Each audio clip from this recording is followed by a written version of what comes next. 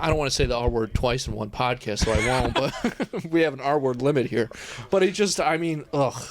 I just can't. Yeah, you already hit the quota. I cannot stand You that wasted guy. the first one I completely did. I threw it out way too early, dude. Boom. We're in it. We're in it. What the fuck was this movie called again? Ready to run, baby. And why was it called that? The horse was running around the track. Got it. Okay, now that clears everything up. Ready? Thank God. This, Ready to run from the trauma of my death dying on a horse. My dad died. Yeah. So don't feel bad, but we're all a little thrown off by this. I can't believe that movie. Yeah. Worst one Easily. we've watched, 100%. I mean, yeah, it even blows Punks and Genius both out of the water, and those were, aside from this, I think the worst too. Which one was? What was Genius? Was that the Genius? Was that the hockey? Yes, Genius was the hockey one. Yep.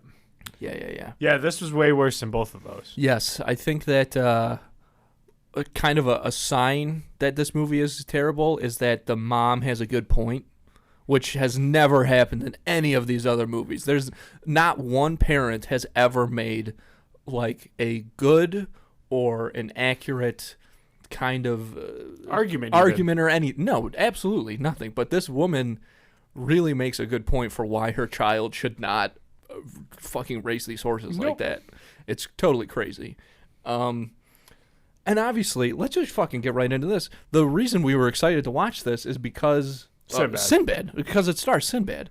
And now I've not seen a ton of Sinbad things, but you gotta believe that anybody can do better than this. He had his own TV show. You know, very successful stand-up. The guy's he's done a lot. I've fucking heard interviews with him that are pretty entertaining. I mean, this movie, you could tell it was just like a paycheck for him, I guess. Yeah. It's like he wasn't even... Dude, if somebody just like handed him these notes on like at a bus stop or something, he read them right there, I believe that. And they paid him right there. Yeah. He's like, okay, I'm done. I'm not promoting this. I'm actually done. Yeah, he probably fucking stopped halfway through, didn't record all his lines, didn't have to. What's the point? The barn burned. He played the horse, and the barn burned, and he didn't say a word. Such a discipline. I mean, I feel like Sinbad playing a horse, so much potential. Potential. It could have been hilarious. It could have been so great. And it fell completely flat. And honestly, it's hard to even discuss this movie because there was a point where I just could not pay attention. I mean, when we start talking about other shit. Yes, literally everything else is like, whatever's happening there is so not important that we just have to. We're talking about beating the shit out of our brothers. Yeah, exactly. we have to talk about something like that. Oh man. If I just sat there and tried to watch the movie, I wouldn't be able to form words. Dude, I feel like residual exhausted just from sitting in that room. Christ. Also, bad acting all around. I think that the guy, Mr. Muchacho or whatever, does like the best job probably. Yeah. But the main girl, really bad. And you know what? She is acting against a horse a lot, but also there's the scenes where it's her talking to the blonde kid. Moody. And it's honestly like... It's like she's just sitting there waiting for him to finish his line. Like, I swear to God, she stares at him for like 2.5 seconds before starting to talk each scene. It's like Moody finishes and then she's like, well, that's something we should blah, blah, blah. You know what I mean? Definitely the worst child actor we've seen so far, probably. Like, main character? Main character, yeah, 100%. 100%. Yeah. And I think I said it in there, but every character feels like they're in a different movie. Like, this does not feel like a cohesive movie at all. And I think if they had really gone for a little bit more on the dramatic side, I think it could have worked, because I think that's where that guy who played Machado, yes, was doing like a pretty solid job when it came to that stuff, like the stuff with the mom. But then you get into literally everything else. You get into the attempted hijinks with like Sinbad the horse, and it's just so bad. There's back-to-back montages in this movie. I know, like within 5 minutes. I mean, it's an hour 28. That's fucking insane, dude. Like you have no other way to fill up that time. Your script is so bare, and like the story's so bad that you have 2 back-to-back montages like that, both terrible and pointless. I mean, this movie did not need a fucking outfit like montage. It was crazy. Like we know he's a jockey. We know what he's gonna wear. Yeah, it's fucking wild. He doesn't need to dress up in a white T-shirt. That doesn't need to be shown. No, we didn't need any of that. We didn't need any of that stuff. And then the horse wins the races, and that was the other montage. Yeah, I'm glad. Yes, glad we saw it on newspapers. Yeah.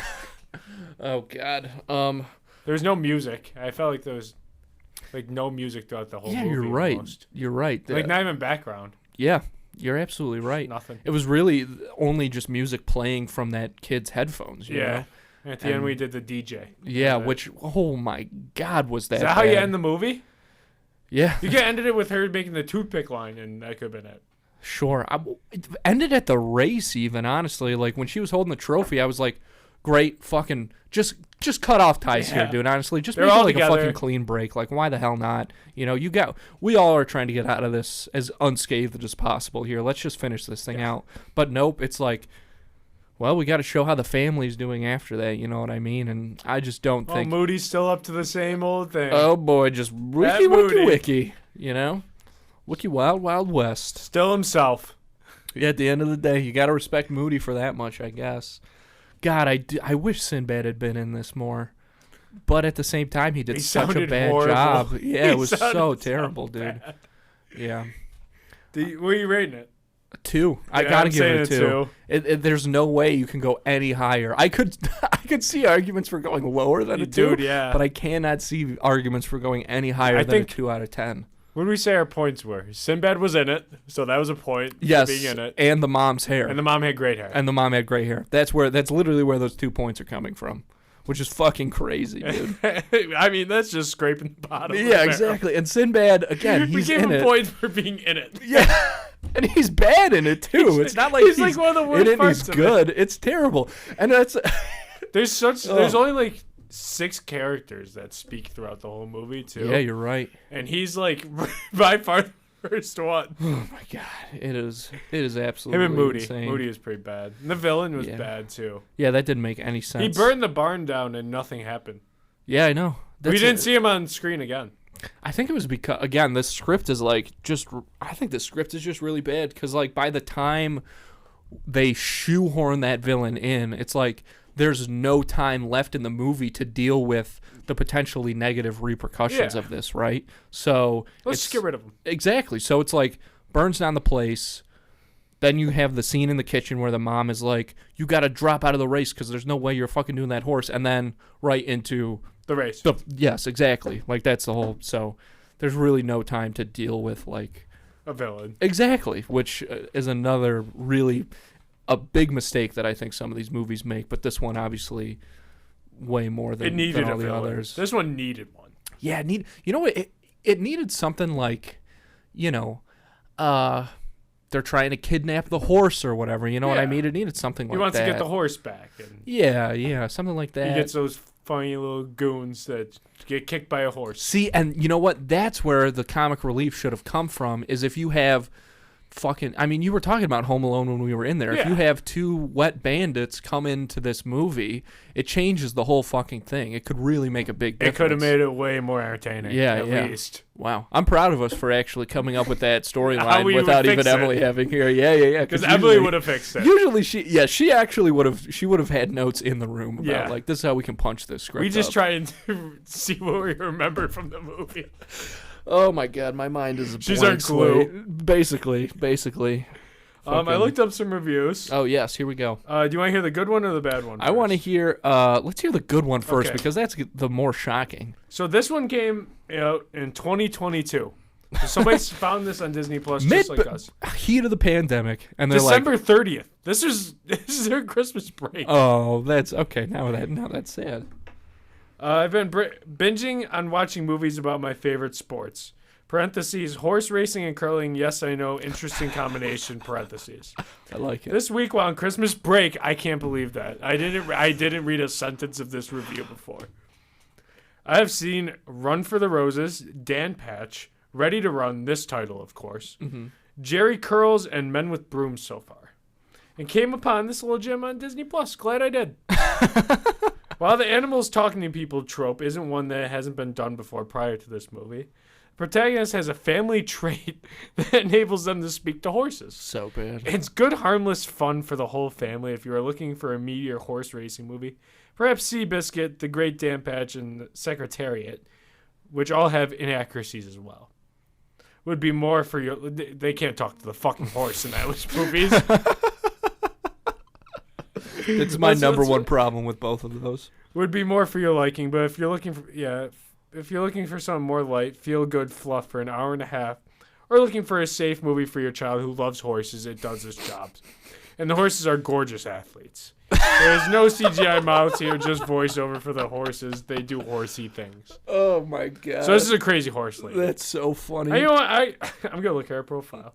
If you have a kid who is super into horses, you got to get a new kid, man. And listen, no, I stand by that comment. I don't know. It's one of my worst fears that my kid is going to be like super into horses or something like that. Do you ever think about that stuff? Like, what if my kid is like a horse girl or something? Like, how do you stop that? Can you test for that while they're in the womb? Just hand them like one of the wooden ones. Be like, do you like this? Feel them out a little bit. Yeah. I went to this lady's IMDb page. This is insane. Blackadder's Christmas Carol. They gave it 10 out of 10 stars from 1988. The Vicar of Dibley is a TV show they gave. The Vicar of Dibley? Yep. I have to look up whatever that is. It is. This is the TV. This is just what I see. It's Is that Melissa McCarthy? It's a female minister that goes to a conservative small town church. Wow, that sounds so bad. Jerry Curls, Run for the Roses, Men with Brooms, Ready to Run, The Great Dan Patch, Sticks and Stones, The Battle for the Soul of Curling, and Sequoia. They gave this movie a 10. I've never heard of this. Came out in 1934. I can't believe there's so many curling movies that we, have never heard of. I'm glad It's a whole genre. That's crazy. But I got the bad review here. Okay. Oh man! First off, I am embarrassed. Okay, so he gave it a 4 out of 10. That's still too high. Yeah, for Jason Dohring, he was one of the actors in this movie. Yeah. For his role in this movie, his character is super cheesy, like so many Disney movies. They didn't watch this for Sinbad. Sinbad's the biggest name in this movie. 100%. I'm sorry. Yeah. I'm sure Jason Dohring. That's got to be Moody, right? Yeah. Anybody watching this movie for Moody is a bad type of person. Yeah, they that is not good. If you like that guy, you are really in bad shape. Jason Dohring is in a lot of shit. Yeah, I recognize him. Seems like he was in Veronica Mars, Deep Impact, Kingdom Hearts. I don't know. I'm trying to find who he played in this movie because this doesn't have a Wikipedia. This movie doesn't have a Wikipedia page, which is so good. What year did this come out? 2000. He played Moody. Yeah. So he did watch. They watched it for Moody. That is bad. That is really bad. This was in December 2022 as well. December 6th, though. It starts off fine and then goes off the deep end. It can't just be a movie about a girl who wants to be a jockey and is especially talented at it. It has to be into a talking horse movie. Yeah, you know what? That's a good point, actually. That is a good point. They did try to put another like problem. A prodigy. They put way too much stuff into this movie. You got the horse racing. You have everything with her mom and her family. You have a family drama, and you have that supernatural element of her talking to horses. To a fucking horse. Yeah, it's interesting because obviously, once again, cannot stress enough how excited we were to hear Sinbad voice that horse. I was so fired up for this, and it ended up being the weakest part of the movie. Easily, it that's a tough blow. Man. It was a tough. This might be. We heard him talking. Damn. We were like, oh no. I know. The first line, it's like, oh shit. Here we go. Everything was super predictable. The acting was mediocre. They just don't want to insult kids. We don't insult kids. They were fucking bad. Yeah. The subject matter to me was kind of boring. Even by 2001 standards, $5 seems way too low for a day working with horses. I'm trying to think of something nice to say about this movie. It was just meh. Not terrible, not good. It was terrible. Sorry. It was terrible. Sorry, Brandy Farrell. That movie was terrible. Shout out to Brandy, though. She's a fine girl. The last movie she watched, this was the second last movie she watched. She also watched Miracle. Dude, what the fuck? What do we got? She's going through all the movies we've seen. But she's also, so she watched Xenon, then Can of Worms, like us, like in order. Yeah. And then she would throw a Disenchanted in there, and then the Weird Yankovic story is in there. Oh, dude, that movie was good, actually. You should watch it. She started with, I mostly watch this because I'm a Daniel Radcliffe fan versus a Weird Al fan. But, so she stopped her. This was the last movie she watched on her list. She didn't watch another one after. Yeah, I could say, yeah. But she watched Tickets to Paradise in 2022.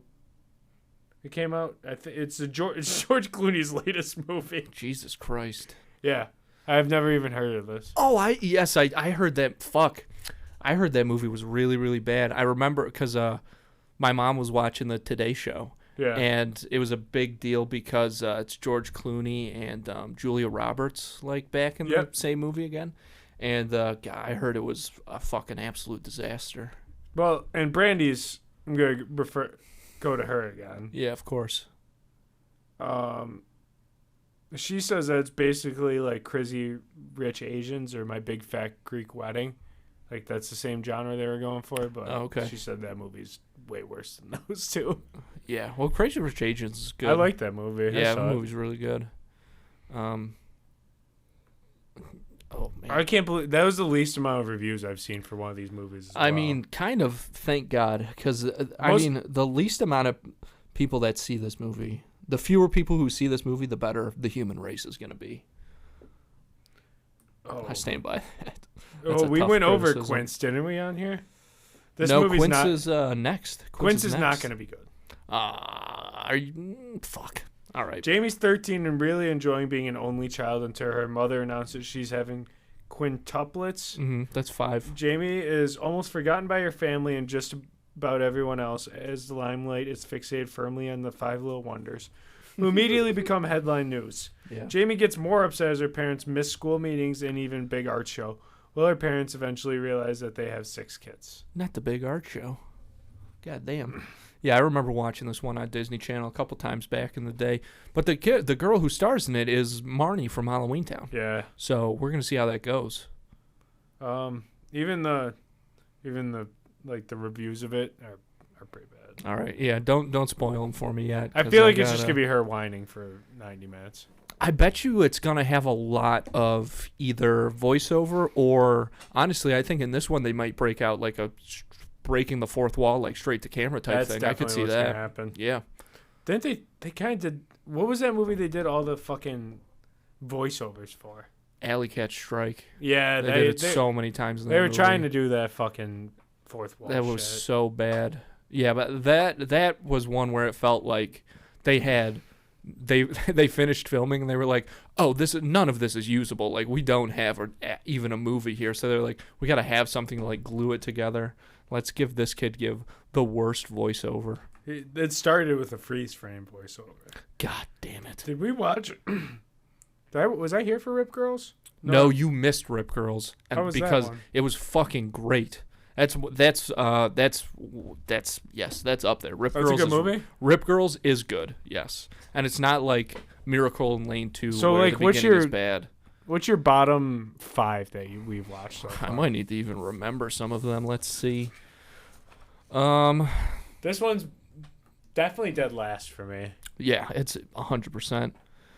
I would say this, Punk's, Genius. Did you guys hate Up, Up, and Away? I wasn't here for that. My God. Yeah, that has to go on there. Just because, I didn't hate it really that much, but it's so bad. E from Entourage is the villain in that movie. No actually. way. Yeah. That can't be bad. Jake, it's so. Is he like cartoony? No.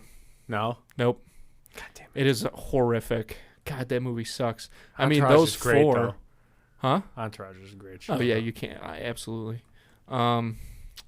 Yeah, those 4, and then I was kind of disappointed in Smart House, actually. Yeah. But I'm going to put Smart House And then honorable mention, You Lucky Dog, maybe. You Lucky Dog was pretty fucking. That was Kirk Cameron. Yeah, that was pretty bad. Yeah, I'd say my bottom 5 is probably You Lucky Dog. Did you say Can of Worms? No, I didn't say Can of Worms. That's not in the bottom 5. What did I? I said Smart House. Would you swap Smart House with that? Smart House is just so boring. It was. And Can of Worms at least has Mike Pillsbury. Mike Pillsbury. Yeah, sure. Yeah, Can of Worms at least has Mikey P. So you got somebody to hate at least. 100%. And then honestly, you know me, that is what I look for the most. Yeah, I'm gonna have to put You Lucky Dog, 13th Year. What the fuck? I dude? hated that movie. Jess is so great though. I'm You're feeling wrong. kind of weird in my 13th Okay, forget year. the song though. Yes, it's the worst song of any of the songs. That's what I remember the most. But that movie is that movie's better than any of the ones that I said. Genius. Yeah. Punks and Ready to Run. I read bottom 5. Oh wait, yeah, that's my bottom 5. That's fucking terrible. All right, I can. Yeah, I fuck. Alley Cat Strike is horrific. Also, I think I put. I don't remember if I said that. Okay, yeah. I think I. That put one mine. definitely. I mean, that one might even be in a league of its own, honestly, because as bad as So much bowling. yes, and just shot like in the worst way. I mean, just so bad. They did use like the same shot for every strike. It was so bad. That movie fucking One kid- sucked. Dude, one person on that set bowled a strike, and they were like, "Yeah, that's it, Folks, we got a movie. we got it." That was the last thing they did. Nobody could get a strike. The whole time they're like, "Are we gonna bowl it all during this?" He was like, "Yeah, we'll get it. We'll get Don't it. worry. Don't worry about it. We'll get it." Just fucking tell your parents to get to the car soon. Any closing thoughts on this bad boy? Let's keep this one short. Yeah, this is a 20-minute run. It doesn't matter. Fuck it. I know. Literally, we have nothing to dude, say about nothing this. related to this movie matters. I've never felt more like existentially, non-existent. Fucking we're just on a rock floating in space. That's what this movie has reminded me of. This movie has reminded me of the futility. That we're all gonna die one day. Yes, it truly has reminded me of mortality, of my own mortality, in just the most depressing We're way. all one horse step away from death. Like Corey's dad. Oh my god. That's why I kept reminding myself. All right. That's it, baby. That's it right there. Christopher Reeves, by the way, you said this earlier. Yeah. He's a better jockey than Corey's dad. I'll leave it with that. I love that. God damn it. That's funny as fuck. Let's get out of here.